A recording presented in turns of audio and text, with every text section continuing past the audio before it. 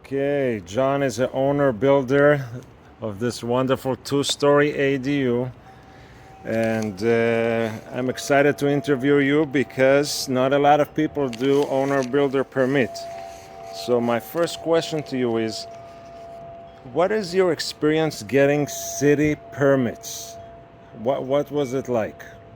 Yeah, I think the permitting process is something that people are very nervous about. I think that it's a big source of uncertainty.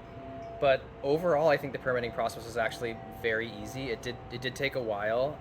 Just for reference, ADUs are fast tracked through the city, but even with that, we submitted for our permits, I think, in about January of last year, and then we received approval to build in September or October of that same year. So it did take like 10 months or so to get the full permits. That's because obviously there's permits for the building, but there's also permits for the sewer line, et cetera, et cetera. There's quite a few, but really it's mostly time. The city actually works really well with you, and they are there to help, and so they just want to make sure that all the boxes are checked and things were returned in a timely manner, and that was pretty much it. How many times you had to go there to the Department We of had Building and one we Safety? had one revision. We had one revision for the original plan, and then after, which I mentioned in the last video, after we started demolition, we realized that there was an issue with the foundation, so I had to submit for a second revision. So in total, there were two revisions in total to the city. And once you start building, the revisions happen very fast. So we were able to get the foundation revision back within like a week and a half. Okay. And regarding the design and the architect, uh, how did you find a good one, and how did that work with the city? Did you have to present the plans, or the architect would go there No, I with mean a you? good architect and engineer, they do all of that for you. And my architect submitted the plans for me and communicated with the city. And that should be standard table stakes for any architect and engineer that you hire. Normally the architect has an engineer that they work with, so you don't need to find an engineer, you just need to find an architect.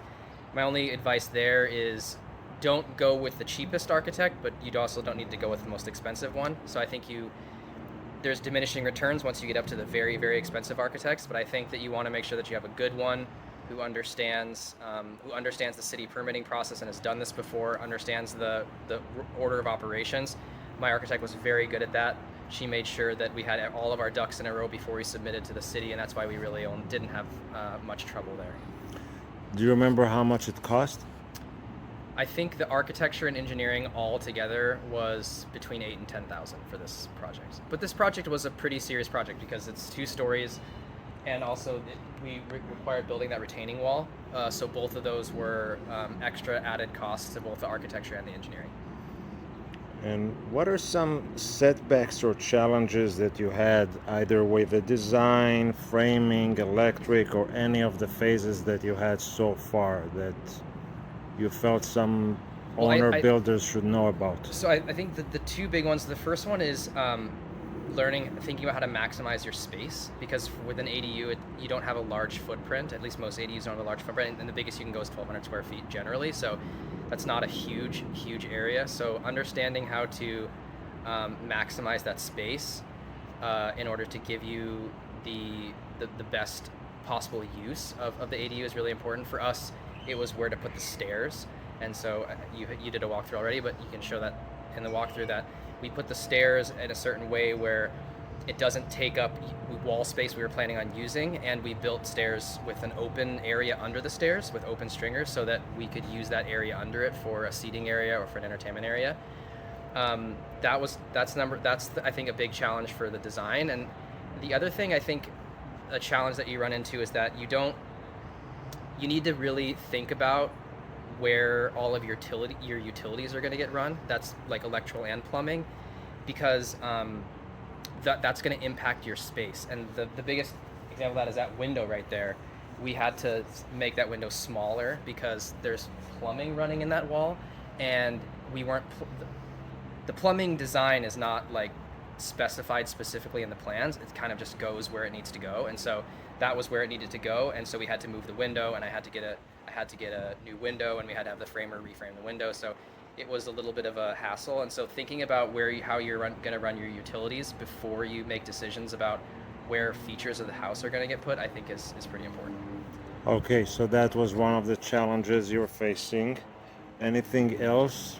The stairs you mentioned, Yeah. the utilities, anything else you can think of? No, everything else has been pretty good. I mean, the only other thing that I'll mention is that like it's really important to have as an owner builder especially, you have one of the really big positives is you have direct contact with all of the subcontractors, so you can ask them to make changes if you don't like how things are going. Like for example, we added these outdoor lights and we added outdoor speakers because we thought about it after the fact, and we can kind of add these things as we go along, and we can talk to them. And so if you have a contractor in between there, it's kind of hard to make those changes. But if you're the owner builder, you're here every day with the folks that are working on your place, and you can kind of customize it as you go along. Great.